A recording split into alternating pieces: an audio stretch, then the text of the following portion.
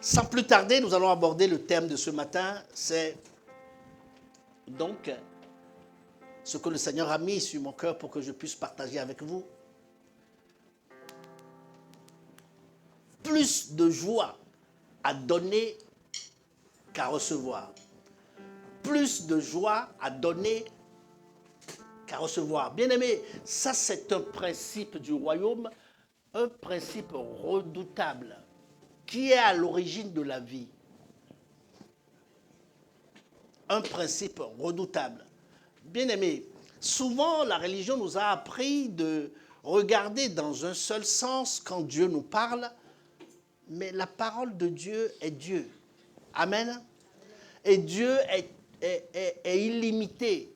La parole de Dieu, la seule parole de Dieu que tu lis, ça s'applique dans tous les domaines. Mais souvent, nous les hommes, nous mettons par catégorie pour dire c'est dans ce domaine qu'il le faut. Voyez ce principe de donner là, ce principe-là, c'est le principe de la vie. C'est le principe de la vie éternelle, même je vais dire. Le principe de la vie sur cette terre et le principe de la vie éternelle. Voyez comment c'est important. Le verset d'introduction dit ceci, Acte 20, verset 35. Je vous ai montré de toute manière que c'est en travaillant ainsi qu'il faut soutenir les faibles et se rappeler les paroles du Seigneur qui a dit lui-même, il y a plus de bonheur à donner qu'à recevoir.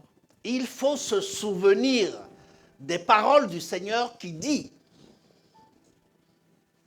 lui-même, il y a plus de bonheur à donner qu'à recevoir. Et je viens de vous dire que le principe de donner, c'est le principe de la vie sur cette terre et le principe de la vie éternelle. Quand vous allez tout oublier, tout ce que j'ai dit, retenez ce que j'ai dit au commencement. Principe de la vie sur cette terre pour être heureux et principe de la vie éternelle. Souvenez-vous comment nous sommes arrivés sur cette terre. Nous sommes arrivés sur cette terre parce que Dieu a créé le monde. Amen. Dieu a créé le monde. Et en 6 jours, il s'est donné pour créer le monde. Il a créé l'air, la lumière premièrement, il a créé l'eau, il a créé l'air, il a créé les arbres des champs, les herbes des champs, notre nourriture. Il a tout fait en 6 jours. Nous sommes tous d'accord pour cela. Mais remarquez que tout ça, c'est un don de Dieu. Amen. Avant même qu'il crée l'homme qui va en bénéficier, il avait d'abord à cœur de lui préparer cette terre, tout ce dont il aura besoin, il avait à cœur de préparer d'avance pour lui. Amen. Et c'est ainsi qu'au 6e jour, il crée l'homme. Il crée l'homme selon son image et à sa ressemblance. Voyez-vous? Et pour que l'homme vive, qu'est-ce qu'il a fait? Il lui a donné son propre souffle. Amen. Donc non seulement il a tout créé, il l'a donné, il a tout donné à l'homme, tout ce dont il aura besoin sur cette terre,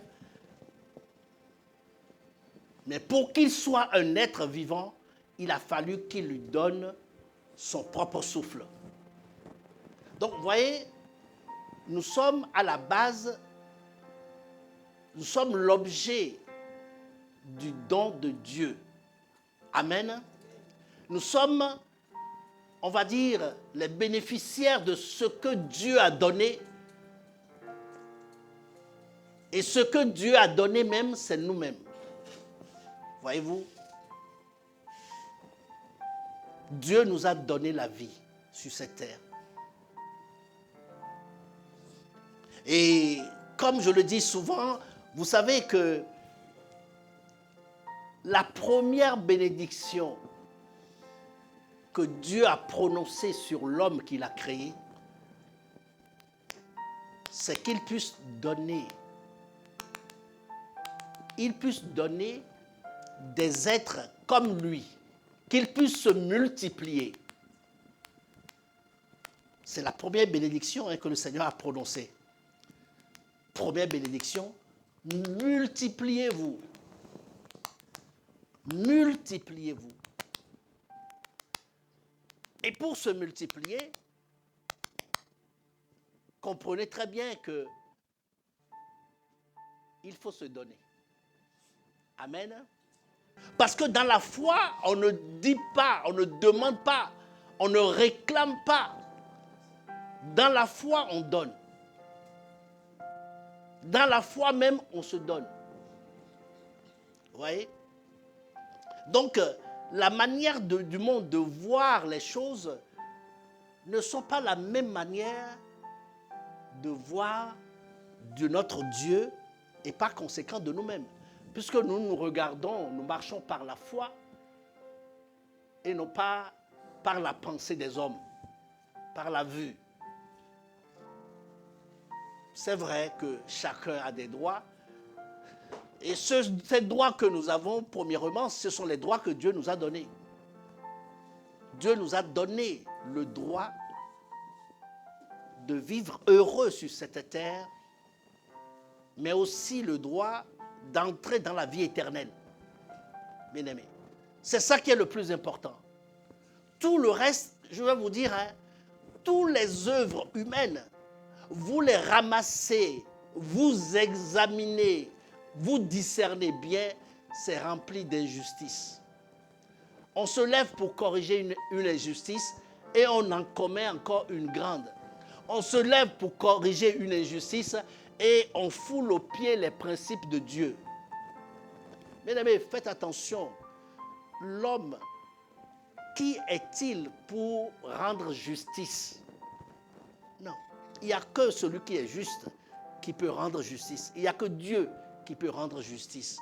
Voilà pourquoi nous nous attachons à Dieu. Nous que Dieu a déclaré juste, nous devons nous attacher d'autant plus à la parole de Dieu afin vraiment de réjouir son cœur.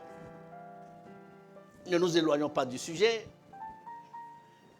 Dieu, voyez-vous, en parlant de ce que je viens de vous dire, dans le détail, lorsque l'homme que Dieu a créé, l'homme à qui Dieu a tout donné, a péché contre Dieu, est-ce que Dieu est venu réclamer ses droits? Pas du tout. Il est venu encore se donner. Il est venu encore immoler un animal, purifier Adam et Ève de ce péché-là, en tout cas couvrir ce péché par le sang de l'animal, et il leur a fait un habit, puisqu'ils étaient nus. Il a continué de se donner. Il pouvait se fâcher. Il pouvait dire maintenant c'est terminé pour toujours. Mais après l'offense, il est venu encore se donner.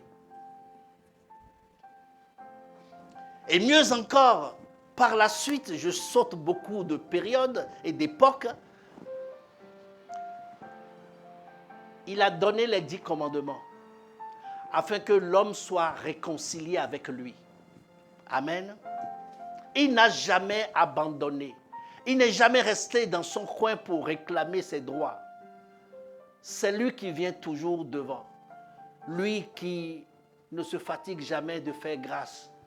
Lui qui ne se fatigue jamais de faire compassion.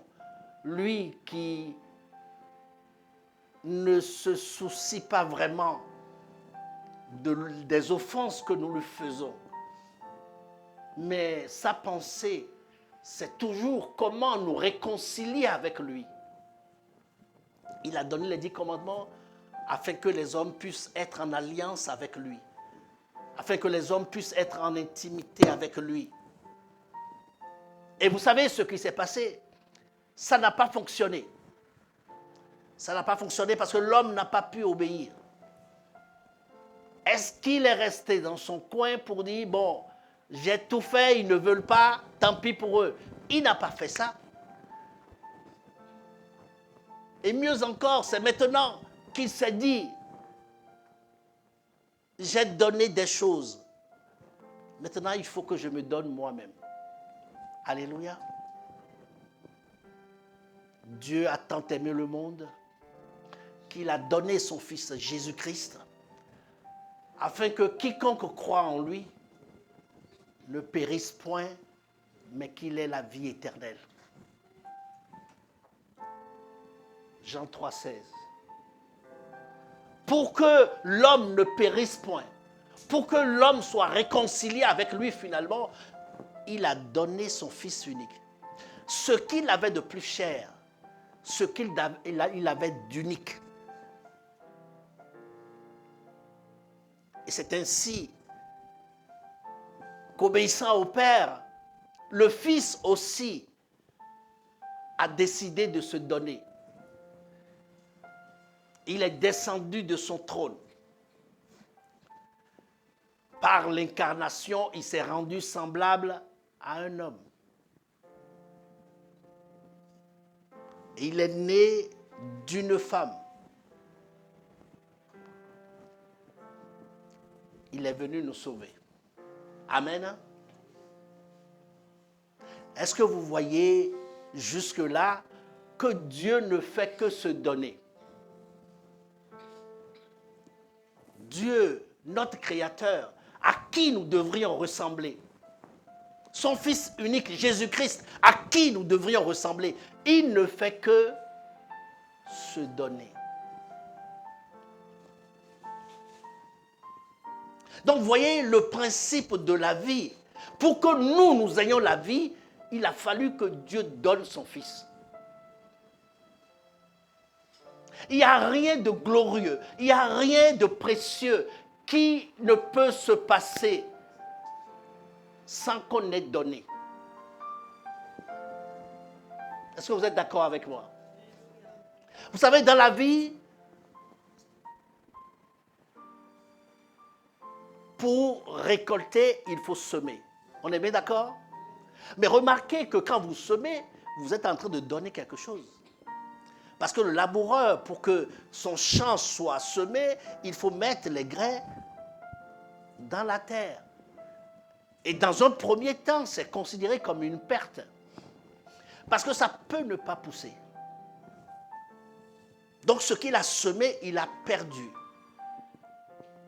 Et vous voyez, on va revenir sur cet aspect-là, ce qu'il a semé, on va dire, la pousse ne dépend plus de lui. Pour que ce qu'il a semé pousse, ça ne dépend pas de lui. Amen. Souvenez-vous, l'apôtre Paul dit que c'est Dieu qui fait croître. Et ce principe-là, c'est dans tous les domaines. Je disais donc que rien de précieux, rien d'important dans la vie ne peut se réaliser si on ne se donne pas. Amen. Les jeunes, si vous ne vous donnez pas à vos études, vous n'aurez pas un diplôme. On est bien d'accord? C'est ce que les hommes appellent l'investissement. L'investissement, ce n'est pas seulement l'argent. On s'investit dans les choses, on se donne dans les choses pour que les choses donnent quelque chose. Amen. Dans une relation entre un homme et une femme, il faut que chacun des deux prenne conscience qu'il doit se donner pour la relation, pour que la relation tienne. Dans une relation où c'est une seule personne qui se donne, bien aimé, il finira par se fatiguer, ça n'ira pas loin. Ça ne tiendra pas en tout cas du matin jusqu'au soir. Alléluia. Voilà pourquoi le principe de donner est important. rien ne peut se faire. Regardez, pour que le commerçant ait des bénéfices et s'enrichisse, il faut qu'il investisse. Mais l'investissement, il se donne, il donne tout ce qu'il a pour que cela soit ainsi. Dans la vie, vous ne pouvez pas être, on va dire, bénéficier, être béni, si vous ne donnez pas. Je vous rappelle que le principe de bénédiction, ce qui tient le principe de bénédiction, ce qui rend possible la bénédiction, c'est le don. C'est qu'à un moment donné, tu as eu à faire quelque chose. Je vous le dis souvent, hein, ne faites pas la confusion que le monde fait, en général. Faites la distinction entre la grâce et la bénédiction. La grâce, c'est une faveur imméritée. On ne fait rien pour bénéficier de la grâce. On est bien d'accord? Mais la bénédiction, il faut avoir fait quelque chose. Ou tout au moins à la base, il faut obéir. C'est parce que tu obéis que Dieu te bénit. Est-ce que Dieu bénit un pécheur? Non. Dieu lui accorde la grâce de revenir à lui, de se réconcilier avec lui par la repentance. Mais la bénédiction, c'est pour ceux qui obéissent à Dieu. Quand tu obéis, quand tu te donnes la peine d'obéir à la moindre parole, de la Bible, c'est la bénédiction qui te suit. Tu donnes à Dieu l'obéissance, Dieu te donne la bénédiction. Tu donnes l'obéissance à Dieu, Dieu te donne la bénédiction, mon fils. C'est ça le principe du royaume. Oui, ma fille. Oui. Il y a plein d'églises qui disent en gros qu'il faut donner de l'argent, du coup. Oui. De l'argent pour pouvoir avoir des bénédictions. Oui. Donc, tu vas dans ce sens-là aussi. En fait, ne soyez pas surpris, hein, chez nous ici, nous faisons comme Jésus. Quand il y a la prédication, quelqu'un ne comprend pas quelque chose, il lève la main et il pose la question. Ne faisons pas une œuvre d'ignorance ici. Si ce n'est pas la religion, on suit le maître. Et le maître, quand il prêche, quand il parle, quelqu'un ne comprend pas, il lève la main.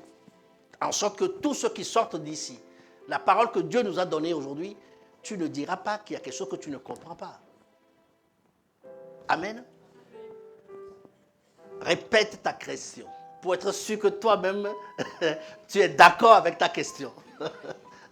Oui. Parce que pour moi, tout n'est que grâce. Donc, oui. Moi aussi, je disais que tout n'est que grâce, donc la bénédiction, tout n'est que grâce.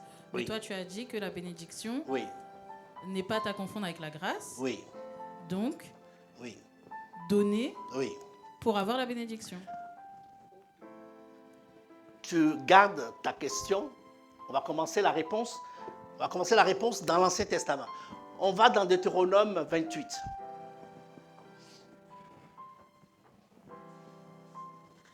Deutéronome 28. On va lire les 15 premiers versets. Et si nous avons le temps, si vous voulez, nous allons lire les 15 derniers versets. Et vous allez voir comment on peut être béni. Comment un homme peut être béni sur la terre. Regardez ce qui va se passer. Vas-y. Deutéronome 28, verset 1. Oui. Si tu obéis à la voix de l'Éternel, ton Dieu, en observant et en mettant en pratique tous ces commandements que je te prescris aujourd'hui, l'Éternel, ton Dieu, te donnera la supériorité sur toutes les nations de la terre. Alléluia. À quelles conditions? Si tu obéis. Donc, il faut que je me décide de me donner la peine d'obéir à Dieu. Et ça peut être interprété aujourd'hui comme, si vous voulez que votre assemblée ait la supériorité dans cette ville de l'étendard de Jésus-Christ, obéissez à tous ces commandements. Mettez-vous d'accord. Ce n'est pas l'un qui obéit et l'autre fait ce qu'il veut. Mettons-nous d'accord pour faire ensemble tout ce que la parole de Dieu a dit. Vous allez voir la différence. Donc, vous voyez, ce n'est pas gratuitement. Hein. Il faut obéir à Dieu. Ok, on y va. Voici toutes les bénédictions qui se répandront sur toi et qui seront ton partage lorsque tu obéiras à la voix de l'Éternel ton Dieu. Répète, s'il te plaît. Voici toutes les bénédictions qui se répandront sur toi, qui seront ton partage lorsque tu obéiras à la voix de l'Éternel ton Dieu. Les bénédictions que nous allons citer là, ça se répandra sur toi à quel moment? Lorsque tu obéiras à la voix de l'Éternel. Ok. Quelles sont ces bénédictions? Tu seras béni dans la ville et tu seras béni dans les champs. Le fruit de tes entrailles, le fruit de ton sol, le fruit de tes troupeaux. Quand on parle des fruits des entrailles, c'est qui? Les enfants. Ok, continue. Le fruit de ton sol, le fruit de tes troupeaux, les portées de ton gros et de ton menu bétail, toutes ces choses seront bénies. Donc, voyez-vous, quand tu obéis à Dieu, tes enfants sont bénis. Ça dit que tout ce à quoi tu touches, c'est dans la bénédiction. Tout ce que tu as se multiplie. Tout simplement parce que tu obéis à Dieu. On continue. Ta corbeille et ta ruche seront bénies. Tu seras béni à ton arrivée et tu seras béni à ton départ. Parce que souvent, nous aimons bien cette phrase-là. Que Dieu garde ton départ et ton arrivée. Mais c'est une bénédiction. Ben oui, mais ça, c'est pas pour tout le monde. Hein. C'est pour ceux qui obéissent à Dieu. Amen. On continue. L'Éternel te donnera la victoire sur tes ennemis qui s'élèveront contre toi. Ils sortiront contre toi par un seul chemin et ils s'enfuiront devant toi par 7 chemins. Parce que toi-même, tu es rebelle à l'Éternel. Et les rebelles viennent t'attaquer. Tu penses que tu vas avoir le dessus sur eux, mais jamais. Bien aimé, pour avoir la victoire sur tes ennemis, parce que souvent on dit, hein, ils viendront, Seigneur, mets-les en fuite. Mais il va les mettre en fuite. Pourquoi? Pourquoi même? Parce que toi-même, tu n'es pas réconcilié avec lui. Toi-même, tu es rebelle. Donc, vous voyez, c'est très important. Tu vois jusqu'où ta question nous mène? On continue. L'Éternel ordonnera la bénédiction d'être avec toi dans tes greniers et dans toutes tes entreprises. Attendez. Il dit, si tu obéis à mes commandements, ce n'est pas seulement que je vais te bénir. Je vais ordonner à la bénédiction elle-même d'être avec toi. Donc, ceux qui prennent la décision d'obéir à Dieu, sachez que la bénédiction est avec vous. En tout cas, c'est en mode automatique. Vous comprenez? Dès que tu obéis, la bénédiction te suit. Tu n'as pas besoin de prier. On ne prie pas, je vais vous dire, on ne prie pas pour avoir la bénédiction. On obéit pour avoir la bénédiction. On y va. Il te bénira dans le pays que l'Éternel, ton Dieu, te donne. Tu seras pour l'Éternel un peuple saint, comme il te l'a juré, lorsque tu observeras les commandements de l'Éternel, ton Dieu. Lorsque tu feras quoi? Lorsque tu observeras les commandements de l'Éternel, ton Dieu, et que tu marcheras dans ses voies. Et que tu marcheras dans ses voies. On continue. Tous les peuples verront que tu es appelé du nom de l'Éternel, et ils te craindront. Ok, on continue. L'Éternel te comblera de bien en multipliant le fruit de tes entrailles, le fruit de tes troupeaux et le fruit de ton sol, dans le pays que l'Éternel a juré à tes pères de te donner. Ok, il te comblera de bien. On est bien d'accord? On y va. L'Éternel t'ouvrira son bon trésor, le ciel, pour envoyer à ton pays la pluie en son temps, et pour bénir tout le travail de tes mains. Tu prêteras à beaucoup de nations, et tu n'emprunteras point. Ok, continue. Sur verset 14. L'Éternel fera de toi la tête et non la queue. Est-ce que vous voyez la condition à laquelle on est la tête et non la queue? Bien aimé, si tu décides de ne pas obéir à Dieu, c'est même pas la queue que tu seras. C'est-à-dire qu'on va regarder même la queue, on ne va pas te voir. Tu seras même loin. Regardez, on y va. L'Éternel fera de toi la tête et non la queue. Oui. Tu seras toujours en haut et tu ne seras jamais en bas. Oui. Lorsque tu obéiras au commandement de l'Éternel ton Dieu, oui. que je te prescris aujourd'hui, oui. lorsque tu les observeras et les mettras en pratique, oui. et que tu ne te détourneras ni à droite ni à gauche oui. de tous les commandements que je vous donne aujourd'hui, oui. pour aller après d'autres dieux oui. et pour les servir. Amen. Tu n'iras point auprès d'autres dieux pour les servir. Et quelqu'un va me dire, mais moi je n'ai pas d'autre Dieu que l'Éternel Dieu Tout-Puissant, Créateur. Hey, parfois, c'est ton mari que tu as pris comme un Dieu. Parfois, c'est ta femme que tu as pris pour un Dieu. C'est-à-dire, comme Adam, tu écoutes ta femme, tu n'écoutes pas ce que Dieu a dit. C'est ça qui nous a mis dans cette situation aujourd'hui. Le bonhomme a décidé d'écouter sa femme. Dieu a dit, vous ne mangerez pas. Mais la femme a dit, à manger, il lui a donné, hey, chérie, mange.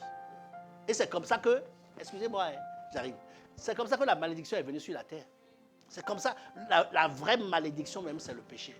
Parce que le péché sépare de Dieu. Oui, ma soeur. Oui. Oui. Oui, parce que la foi, c'est ça la foi. Parce que souvent nous pensons que la foi c'est croire en Dieu. Non. Jacques 2. La parole de Dieu nous dit, tu crois en Dieu, tu fais bien. Les démons aussi croient. Eux, ils ont même vu Dieu. Toi, tu n'as jamais vu Dieu. Eux, ils l'ont vu, ils l'ont servi. Face à face, comme ça.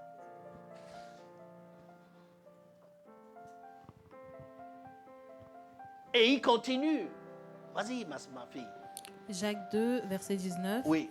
Tu crois qu'il y a un seul Dieu, oui. Tu fais bien. Oui. Les démons le croient aussi et ils tremblent. Et ils tremblent. Toi, tu n'as jamais même tremblé. Hein. Tu n'as jamais tremblé. Mais lui, Satan et ses démons, ils tremblent parce qu'ils connaissent Dieu. Ils savent que quand on parle de puissance là, ce que vous voyez à la télé ces derniers temps avec les bombes là, ça c'est rien du tout. Hein.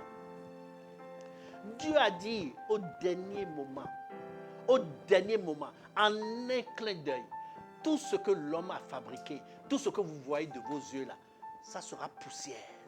En un clin d'œil. Vous voyez quand on fait le clin d'œil là, tout sera réduit en poussière. Toute l'œuvre de l'homme. Parce que rien de ce que l'homme a créé, au dernier moment, ne doit exister. On reviendra comme au commencement. Il n'y aura que ce que Dieu a créé. La terre, l'air, les herbes et tout. Tout ce que nous nous sommes donné la peine, avec méchanceté, avec rébellion, avec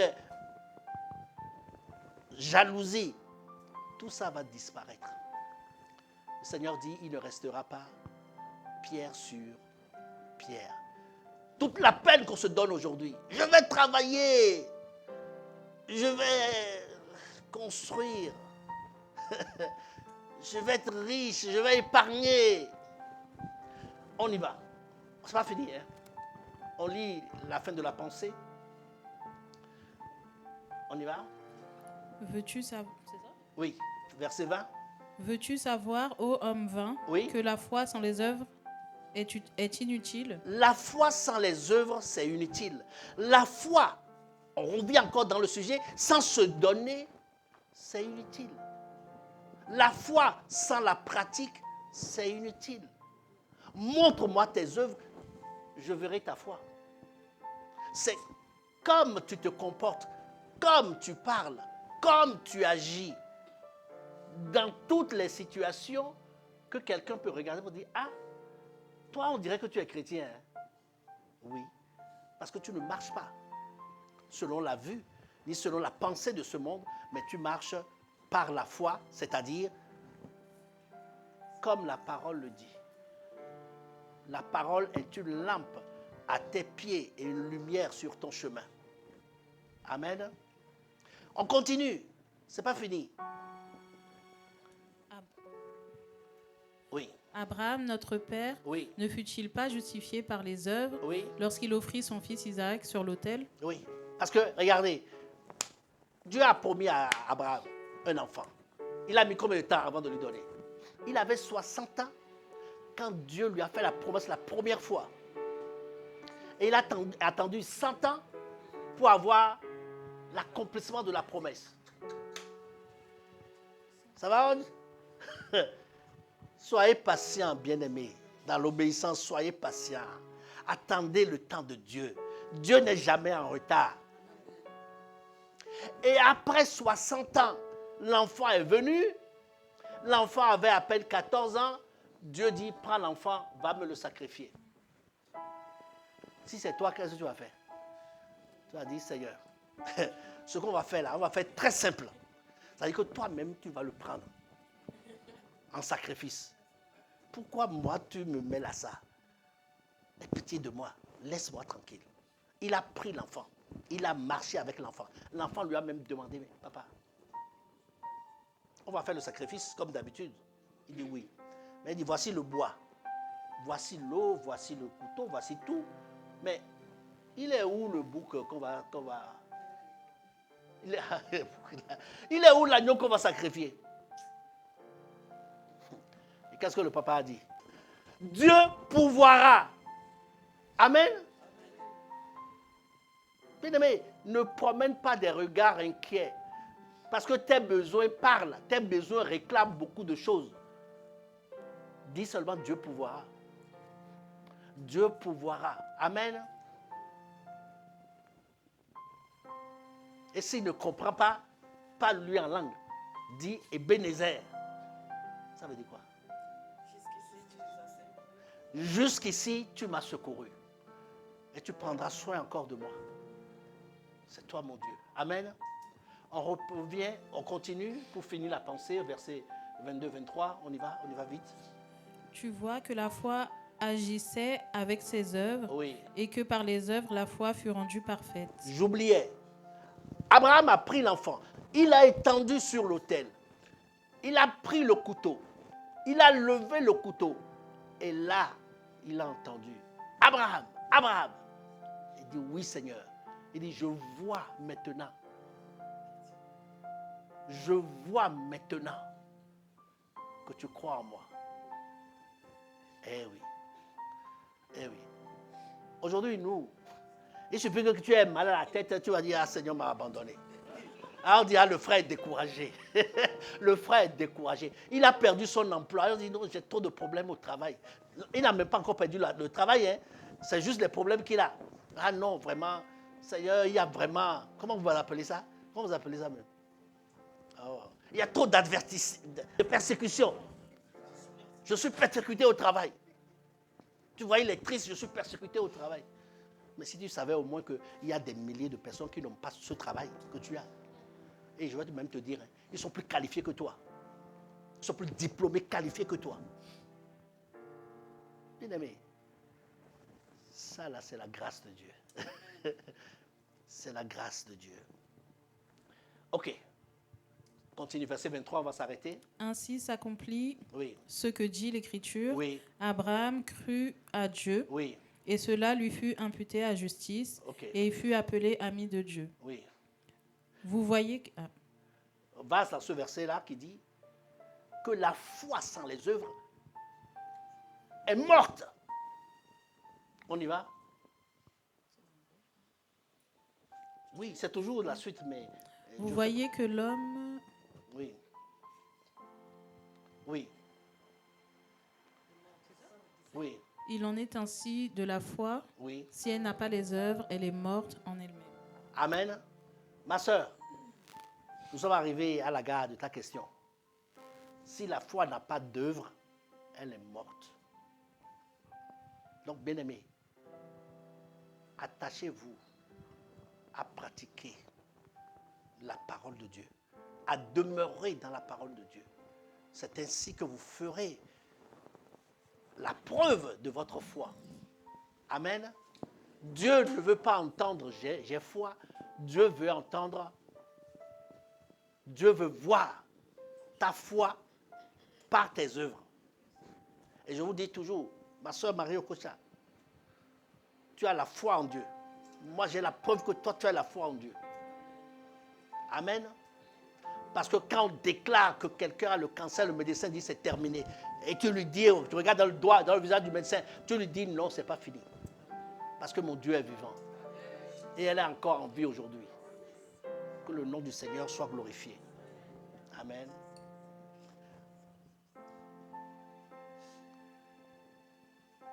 On n'a pas fini avec ta question. Hein? On revient. Deutéronome. Deutéronome 28. Et regardez maintenant. Juste, on va passer là-dessus et on va continuer ta question. Vous savez, de la même manière, la malédiction vient suite à la désobéissance. C'est pourquoi, bien-aimé, le Seigneur permet qu'on parle de ces choses ce matin. Moi, je n'avais pas prévu ça. Hein, pour que chacun de nous prenne conscience pour barrer la route à la malédiction dans ta vie. Vous comprenez? C'est quand tu as fini d'obéir à Dieu. Quand quelque chose arrive, tu dis c'est la volonté de Dieu. Vous comprenez? Mais si tu es rebelle et que les choses t'arrivent, ne dis pas que c'est la volonté de Dieu. Ah non, tu sèmes, tu récoltes ce que tu as semé. Parce que aussi longtemps que le monde existe. Vous savez, est-ce que quelqu'un sème le maïs pour récolter le haricot? Bien aimé, tu peux prier. C'est pourquoi je vous dis, il y a des choses quand vous faites dans la vie, il y a des choses qu'on ne fait pas. Bien aimé, obéissez à la parole de Dieu. Il y a des choses quand vous le faites, vous allez récolter tôt ou tard. Même les prières ne vont rien changer. Tu ne peux pas semer le maïs et t'attendre à récolter du haricot. Aucune prière dans la vie. Parce que le principe des semences, c'est un principe de Dieu. C'est ce que tu sèmes là. C'est ça que tu récoltes. Et parfois, quand tu te rends compte, je n'ai pas semé ce qui est bon, Dieu dit, c'est pas grave. Je vais t'aider à manger ce que tu as semé là. Tu ne vas pas récolter autre chose. Hein. Tu vas récolter la même chose. Mais ma grâce va venir, puisque tu t'es repenti, pour que ça se passe bien. Tu vas manger sans constipation. Amen. Mais elle est où Edith? Ok.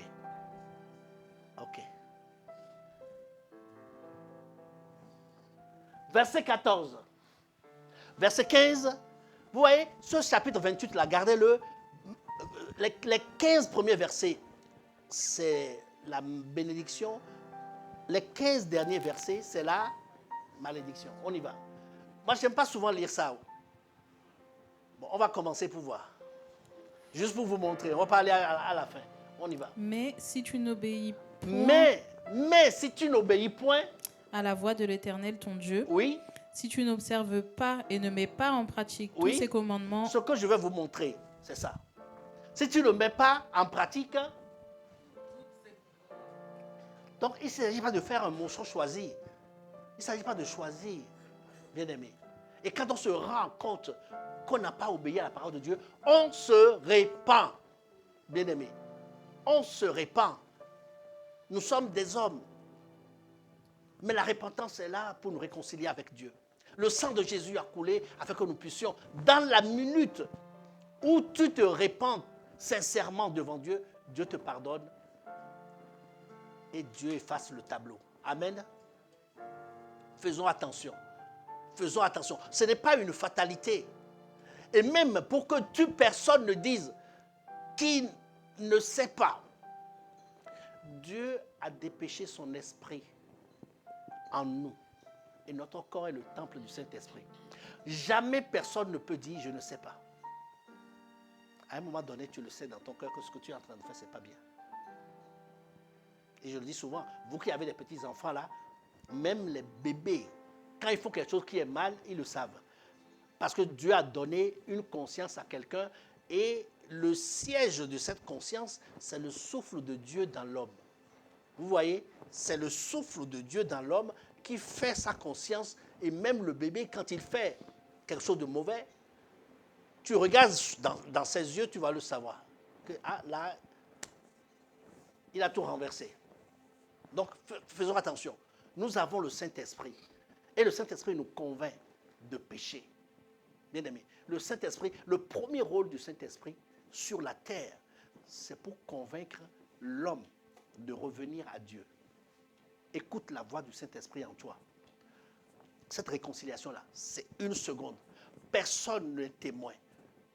Mais quand tu t'humilies devant ton Dieu, tu lui demandes pardon. Dans la seconde-là, l'alliance est rétablie. Donc, bien-aimés, ne nous privons pas de nous repentir. Ne nous privons pas de nous repentir. On y va, on y va, on y va. Si tu n'observes pas et ne mets pas en pratique tous ces commandements et toutes ces lois que je te prescris aujourd'hui, voici toutes les malédictions qui viendront sur toi et qui seront ton partage.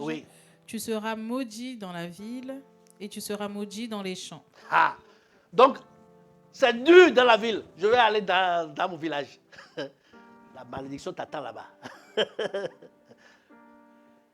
Vous voyez? En sorte que la bénédiction, quelque part, il est dit, hein, Mathis, la bénédiction n'est pas au nord, ni au sud, ni à l'est ou à l'est. Oh, je suis en France, j'irai en France, je serai bien. C'est ce qu'on a entendu, on est tous ici.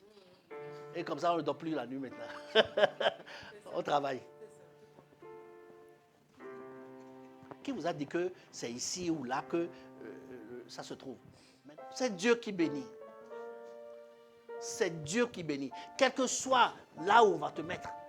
Si Dieu te bénit, Joël, on te met dans le désert va fleurir. Parce que Dieu est dedans. Oui. On continue. Ta corbeille et ta ruche seront maudites. Ah. Continue. Le fruit de tes entrailles, le fruit de ton sol, les portées de ton gros et de ton menu bétail, toutes ces choses seront maudites. Ah, donc vous voyez, même tes entrailles, même tes enfants, s'il te plaît, obéis à Dieu. Obéis à Dieu. Amen. Parce que la bénédiction qui est sur toi déborde sur ta famille. Et si c'est la malédiction, ça déborde aussi. Vous savez, quelque part, c'est dit, hein, jusqu'à 1000 générations, la malédiction des pères. Beaucoup d'entre vous, vous traînez encore des liens familiaux. Ce n'est pas nous qui avons dit, c'est Dieu qui a dit. Ce que les pères ont fait, dans les familles, les alliances qu'ils ont nouées, quand tu viens dans le Seigneur, il faut que tu sois délivré de ces alliances. Parce qu'il t'engage, comme Adam nous a engagés dans le péché. C'est comme ça que nos ancêtres aussi nous engagent à travers des alliances diaboliques qu'ils font. Faisons attention. On y va? Tu seras maudit à ton arrivée et tu seras maudit à ton départ. Vas-y, vite. L'Éternel, on va pas tout lire. Hein? L'Éternel enverra contre toi. La bénédiction, là, ça commence à me donner mal à la tête. On y va? Oui. Oui, vas-y. Oui. Quand tu as parlé d'alliance. Ah, d'accord. Au moment du baptême. Oui. Ça ne s'annule pas? Oui, mais il faut en prendre conscience. Parce que beaucoup d'entre vous pensez que les choses, on les fait, les choses arrivent par hasard. Il n'y a pas de hasard dans la parole de Dieu. Pour que quelque chose arrive dans la foi spirituellement, il faut que tu aies pris conscience de cela et que tu aies demandé. Tu comprends? Parce que parfois, le Saint-Esprit te met même en cœur, te convainc qu'il y a une alliance à ta famille. Mais toi, tu te refuses de croire. Tu ne demandes pas de prier pour toi. Et tu penses que ça va s'en aller tout seul? Ah non, pas du tout. Le Saint-Esprit te convainc et toi, tu demandes la prière spécifiquement pour cela. Et parfois même, il faut jeûner et prier pour que ça parte. Parce que la parole de Dieu nous dit, il y a des esprits, il y a des démons qui ne partent que par la prière et le jeûne. Le monde spirituel, ce n'est pas de l'amusement, hein, bien aimé. Ce n'est pas de l'amusement. Mais gloire soit rendue à Dieu parce que nous ne sommes pas dans quelque chose de difficile. Le Saint-Esprit, qui a toute la puissance de Dieu, habite en nous. Écoute ton cœur te parler. Pas ton cœur en tant qu'homme, mais le Saint-Esprit dans ton cœur. Amen. Ça va? On va acheter des couteaux pour couper des liens. Hein. Joël. Ok. Non mais, soyez sans complexe avec ces choses-là. Comment un malade sait qu'il est malade et il ne demande pas à être soigné? Vous comprenez? C'est souvent ce que nous faisons dans la foi. Hein. Nous pensons que ça va passer tout seul. Eh oui, un malade qui est malade, il pense que ça va passer tout seul. Non, soit ça passe par les médicaments, soit ça passe par la prière. Mais en aucun cas, ça ne passera pas tout seul. Arrête de te tromper. Arrête de te tromper. Si tu ne veux pas aller à l'hôpital, accroche-toi à la prière. Voyez-vous? C'est comme ça que ça se passe. Oui. L'Éternel enverra contre toi la malédiction, le trouble et la menace au milieu de toutes les entreprises que tu feras, jusqu'à ce que tu sois détruit, jusqu'à ce que tu périsses promptement à cause de la méchanceté de tes actions qui t'aura porté à m'abandonner. Ok. Donc, bon, on va s'arrêter là.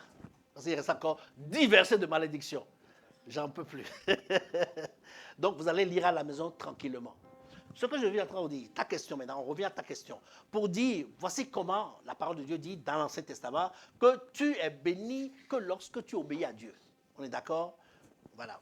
Maintenant, le verset type et qui parle donc de la bénédiction dans l'Ancien Testament, c'est 2 Corinthiens, il dit, celui qui sème peu, moissonnera peu. Celui qui sème beaucoup, moissonnera abondamment.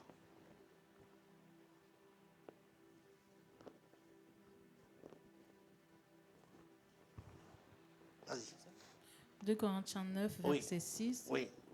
Sachez-le, celui qui sème peu moissonnera peu, et celui qui sème abondamment moissonnera abondamment. Et j'ai dit donc que donner, c'est semer. On est bien d'accord? Tout le monde a compris ça? Donner, c'est semer. D'accord? Et j'ai dit que celui qui ne sème pas ne récolte rien. On est bien d'accord aussi? Donc, si tu ne donnes pas, tu ne seras pas, tu ne récolteras pas. D'accord? Et quand les églises disent, je ne défends pas les églises, hein, mais j'essaie d'expliquer le principe. Quand les églises disent, donnez beaucoup, c'est ce principe-là. Ils disent, celui qui donne beaucoup, récolte beaucoup. Et ça, c'est un principe de Dieu. Mais ce qu'ils oublient, ce qu'ils ne disent pas, ce qu'ils font même, et que tu n'entreras jamais dans la bénédiction, ils te forcent. Or, la suite, il a dit, comment ce principe marche? Pour que ce que tu donnes, tu le récoltes, il y a des conditions. On continue. Que chacun donne comme il l'a résolu en son cœur. Sans 3 choses. Premièrement, comme il l'a résolu. Comme il a résolu dans son cœur. D'accord? Comme il a résolu dans ton cœur. Donc, ce n'est pas à toi de me dire combien je vais donner.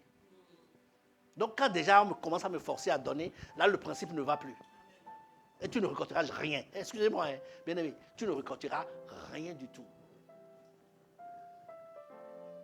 Parce qu'on est là, le Dieu. Qui veut donner 100 euros, Seigneur, mettez-vous en rang. Et toi, tu vas dire, mais attends, je ne suis pas n'importe qui. Je me suis préparé. Hein. J'ai retiré 500 euros avant de venir. Donc, autant de rangs on va faire aujourd'hui, je suis là. Ils verront qui je suis. Ah, tu es en train de te montrer. Toi, tu veux te montrer. Okay. Dieu n'est pas dedans. Dieu n'est pas dedans.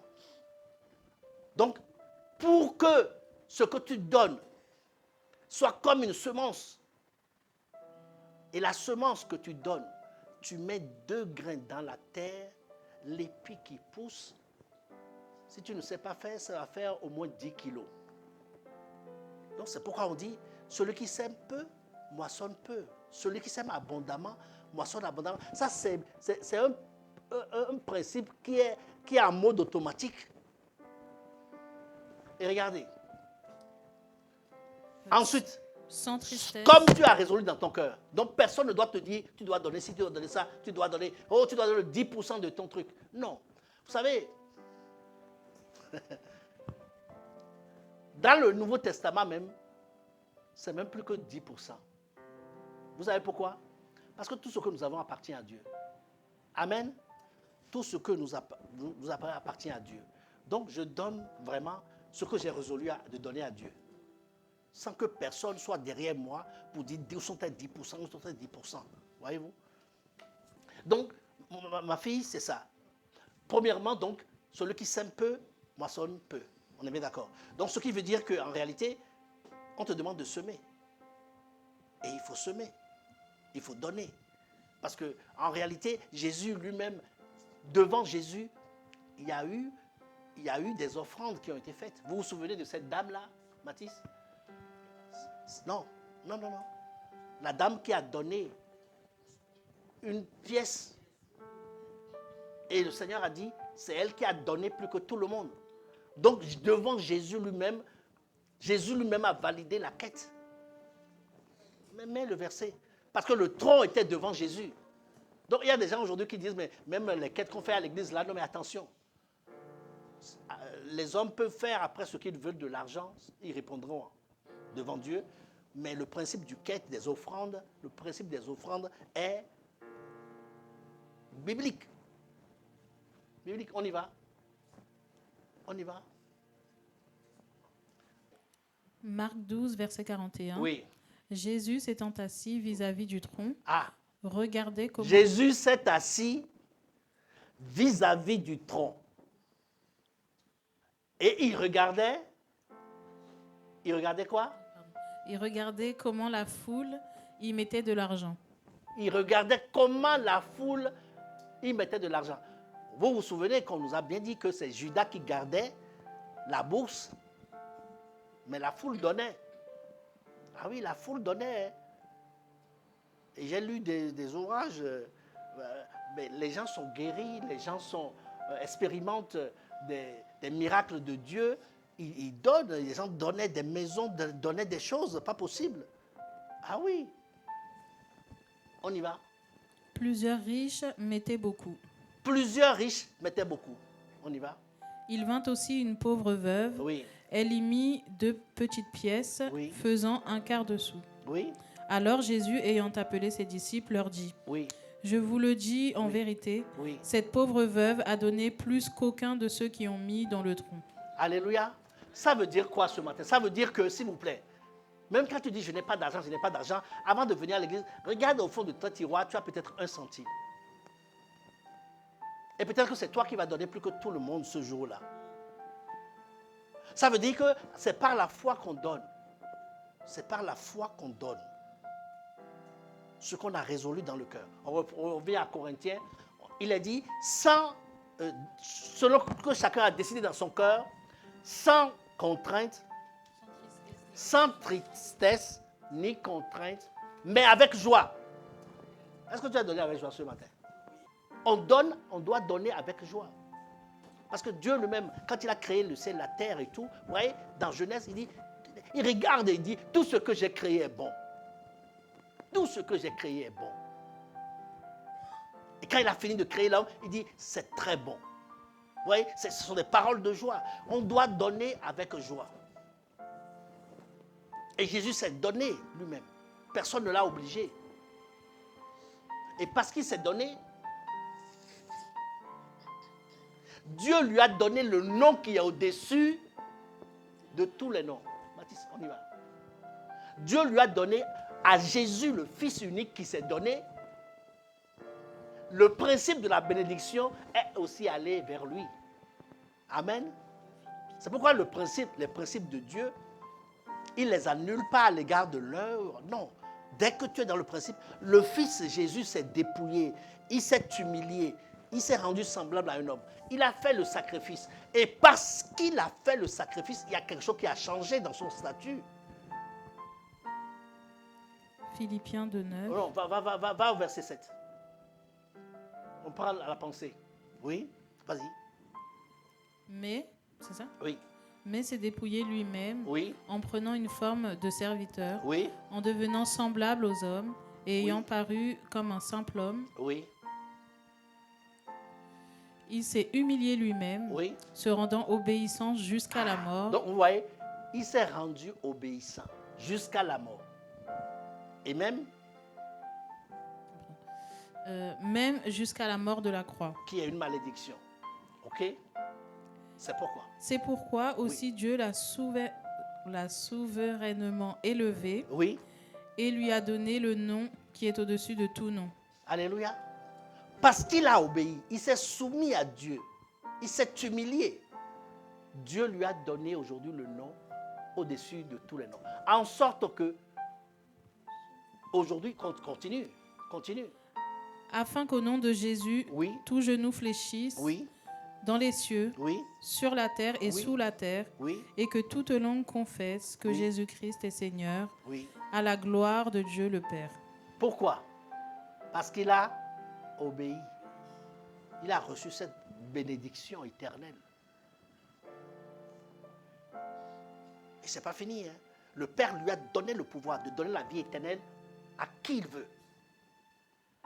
Le Père lui a donné le pouvoir de donner la vie éternelle à qui il veut. Vous voyez? Tout ça à cause de l'obéissance. Vous voyez comment c'est important l'obéissance. Et l'obéissance doit te coûter. Ce que tu donnes à Dieu doit te coûter. Il y a un serviteur qui disait, je ne donnerai pas à Dieu ce qui ne me coûte pas. Je ne sais plus qui c'est, Baptiste, vérifie-moi ça. Il est allé acheter un terrain pour Dieu, pour bâtir le temple de Dieu. Et celui qui a voulu vendre le terrain lui dit, mais attends, tu veux faire quoi avec le terrain? Il dit, je veux faire... Ah bon, ça tombe bien, je te le donne. Il dit, non. Il dit, non, je ne veux pas ça cadeau. Moi, je veux offrir ça à mon Dieu. Dis-moi ton prix, je ne négocie pas. Ce que je veux donner à mon Dieu, c'est ce qui est meilleur. Et ça part l'idée du fait que je ne peux pas. La veuve dont on a parlé là, qui a donné 2 petits sous, c'est tout ce qu'elle avait. Et ça se comprend. On est bien d'accord? Et le Seigneur dit, c'est elle qui a donné plus. C'est le Saint-Esprit qui te convainc. Et librement, tu prends ta décision, tu donnes. Sans tristesse, ni contrainte. Ce n'est pas fini, hein? Avec joie. C'est pourquoi au moment de la louange, les frères et sœurs de la louange, vous voyez, au moment des offrandes, ils mettent toujours un chant joyeux. Pourquoi tu danses?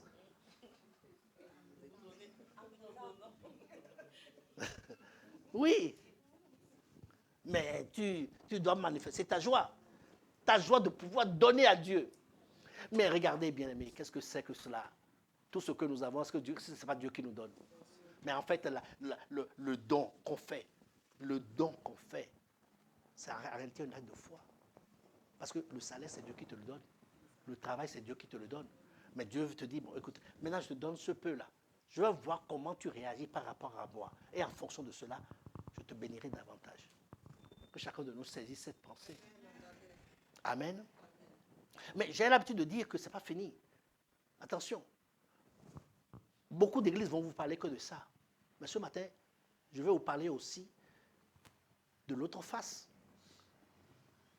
C'est ce dont on ne parle plus jamais dans les églises. C'est les aumônes. Les aumônes. Baptiste, la parole de Dieu dit, celui qui donne aux pauvres, prête à Dieu, et qui lui rendra au centuple. Bien-aimé, prends l'habitude de donner aux pauvres. Mon frère, tu dis que tu es pauvre, mais il y a toujours un plus pauvre que toi. Ah oui, c'est Jésus même qui a dit qu'il y aura toujours des pauvres avec nous. Proverbe 19, verset 17. Oui. Celui qui a pitié du pauvre prête à l'Éternel, qui lui rendra selon son œuvre. Celui qui a pitié du pauvre prête à l'Éternel qui lui rendra selon toute son œuvre. Bien-aimés, faisons attention. Souvent, Dieu met les pauvres à côté de vous pour que vous puissiez exercer votre foi. Et il est dit encore dans une autre parole, celui qui reste sourd au cri du pauvre, vous savez ce qui va lui arriver? Celui qui reste sourd au cri du pauvre, il criera lui-même. Et personne ne viendra. C'est pourquoi je vous dis, dans tous nos comportements, nous récoltons ce que nous avons semé. Regarde, Mathis, celui qui ferme les yeux au cri du pauvre, il criera lui-même et personne ne viendra. Vous comprenez? Toi-même, tu es dans des situations, parfois, tu aurais bien aimé que quelqu'un te vienne en aide. Oui ou non? Mais commence par le faire aux autres. On y va? Proverbe 21, 13. Oui. Celui qui ferme son oreille au cri du pauvre criera lui-même et n'aura point de réponse. Ah. Donc, vous voyez? Faisons attention. Faisons attention. Avant de vous... On est en train de terminer. Je vais juste dire, la manière de donner, une autre manière de donner. C'est Jésus qui le dit, Matthieu 6. Quand tu donnes pour être vu, que ce soit à ton prochain ou que ce soit à Dieu, on ne donne pas pour être vu. Il dit, quand tu donnes pour être vu, ok, on t'a vu, non? Voilà ta récompense. Ta récompense est là. Tu voulais qu'on te voie, mais on t'a vu. Donc, n'espère plus rien. Vous voyez? Matthieu chapitre 6, à partir du premier verset. Oui, vas-y.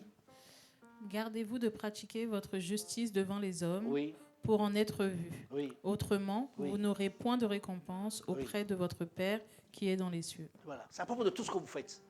Pas pour être vu par les hommes, mais pour le Seigneur. Je m'en voudrais de ne pas vous parler de Étienne. Étienne, l'ange est venu chez lui. Vous savez, et il lui a dit quelque chose. Et on n'a pas beaucoup de temps, mais je veux juste qu'on lise ça et on va lire le verset final. Regardez. Il dit, l'ange lui dit, j'ai entendu tes prières. Non. L'ange lui dit, tes prières sont montées vers Dieu.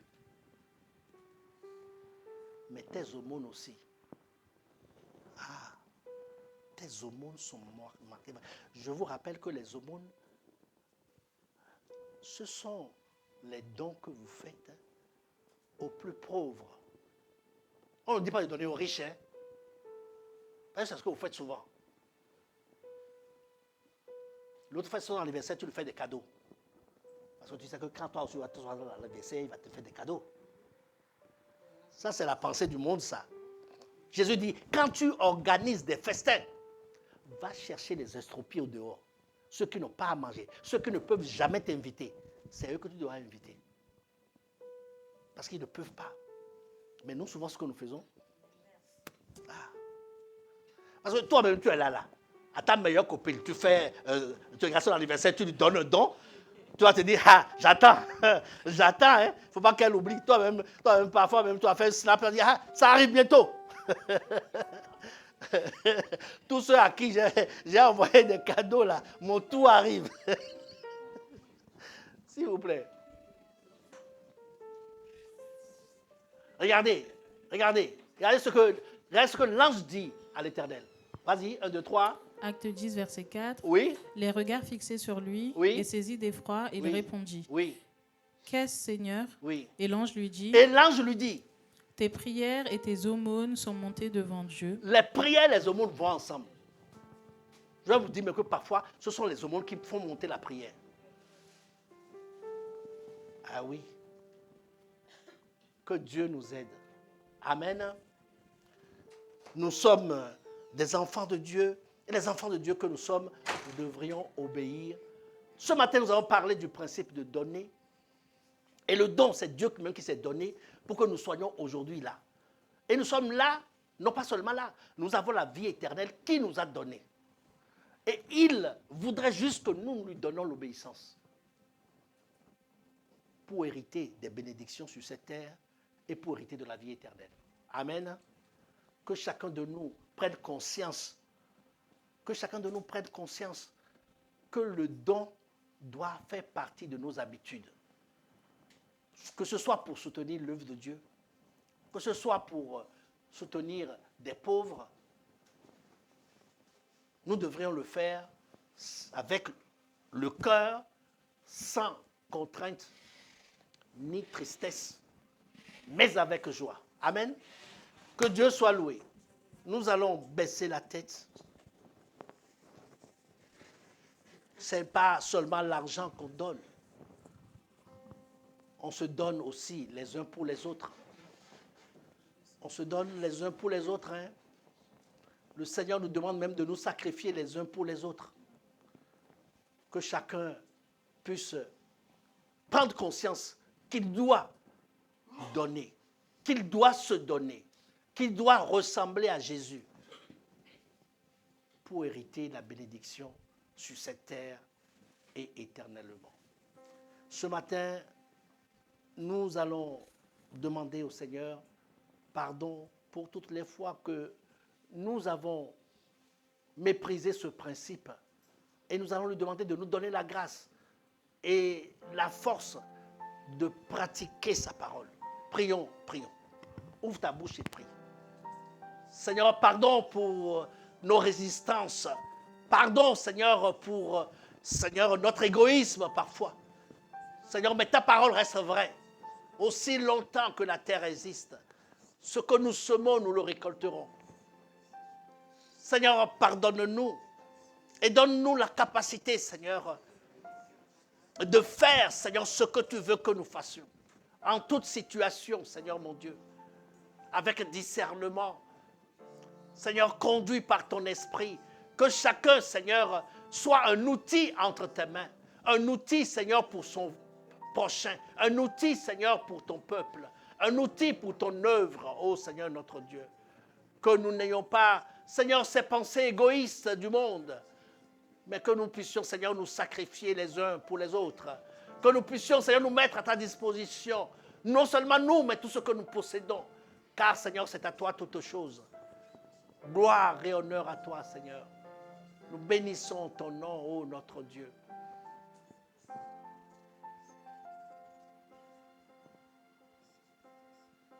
Nous allons prier pour cette œuvre. Mon frère Emmanuel, nous allons prier pour cette œuvre. Nous allons demander au Seigneur de fortifier chacun afin que nous puissions nous lever pour son œuvre, pour que son œuvre aille de l'avant. Amen. Seigneur, nous te remercions, Père, pour ta parole. Père, aujourd'hui, tu nous rappelles que c'est bien de donner, Père, que recevoir. Et Jésus, nous voulons mettre en pratique cette parole, Père. Je te remercie pour l'œuvre Amour et Foi que tu as mis sur pied, Jésus. Et nous voulons, à partir d'aujourd'hui, Père, nous donner, Père, à donner de notre temps, donner de notre bénédiction que tu nous as donnée, Jésus. Je veux vraiment te dire merci, Papa. Je demande de bénir ma frère et sœur, Père. Tu puisses leur accorder un travail. Ceux qui sont à la recherche d'emploi, Père, ben, tu puisses pourvoir leurs besoins. Ceux qui sont à la recherche d'un stage, tu puisses pourvoir leurs besoins, Papa. Je te remets mes frères et sœurs. Ceux qui sont fatigués de leur travail, tu puisses leur restaurer, leur donner de la force, Jésus. Je te remets, Père, ceux qui entreprennent parmi nous, Père, tu puisses les bénir, accorder la bénédiction, Papa. Donne-nous cet esprit de multiplier, d'investisseurs, Papa. Nous ne voulons pas qu'on pense à l'argent, mais nous voulons penser à ton œuvre, Jésus. Tu puisses bénir chacun d'entre nous, Papa. Tu puisses bénir chacun d'entre nous, Papa. Si tu vois mes frères et soeurs qui ont des difficultés, Papa, dans leur travail, tu puisses leur donner une solution, Papa. Tu puisses leur donner la délivrance, Papa. Je sais que ce n'est pas toujours évident, Papa. Je te demande de les garder. Mes frères et soeurs qui ont des travaux, qui font un travail difficile, Papa, tu puisses leur donner de la santé aussi, Jésus. Tu puisses les garder, Jésus. Je te remets le le pasteur entre tes mains, papa, qui organise toute l'église, papa. Tu puisses leur donner de la sagesse aussi. Ceux qui dirigent, ceux qui sont aux commandes de l'église aussi, papa. Ceux qui comptent l'argent, papa, chaque dimanche, papa. Ceux qui font des projections de budget, Jésus, je te remets entre tes mains, papa. Puisse les bénir aussi. Je te demande de bénir l'hôtel qui nous accueille aussi, Jésus. Chaque dimanche, tu puisses leur donner, tu puisses les bénir, papa. Qu'ils puissent encore nous recevoir, Jésus. Nous pensons que nous allons encore aller plus loin, papa, selon ta grâce, Jésus. Nous voulons nous attendre à toi, Jésus. Donne-nous cet esprit de toujours donner avec joie, Jésus. Donne-nous toujours ce cœur de donner avec joie, Jésus, chaque jour, papa. Nous voulons vraiment aussi, papa, inculquer à nos enfants aussi de pouvoir donner, papa. Donner de leur temps, donner d'un sourire à un autre enfant, papa. C'est une bénédiction, ça aussi, Jésus. Que nous puissions inculquer ça à nos enfants, papa. Je te remets les retraités aussi qui sont parmi nous, papa. C'est une grâce aussi de pouvoir arriver à la retraite. Je demande de les garder, de les bénir aussi, Jésus. Voilà, Père, ce que nous avons appris, papa. Nous ne voulons pas être radins, papa, mais nous voulons être généreux, papa. C'est plus de joie à donner que recevoir, Jésus. Que nous puissions mettre ça en pratique, papa. Un sourire, un regard, un bonjour, Père, ça peut faire la différence, Jésus. Que nous puissions mettre ça en pratique, Jésus. Quand on nous demande dans le train, papa, que nous puissions dire, ben tiens, je te le donne au nom de Jésus, papa. Ça peut changer une vie, Seigneur Jésus. Je te remets vraiment tout entre tes mains, papa. La suite du culte entre tes mains, Jésus. Puis la parole que nous avons reçue, qui puisse se multiplier dans notre cœur, Jésus. Que nous puissions la garder, papa. Parce que tu reviens bientôt, Jésus. Nous serons avec toi pour l'éternité, papa. Amen. Amen. Amen. Gloire à Dieu. Amen. Merci, Seigneur Jésus, encore.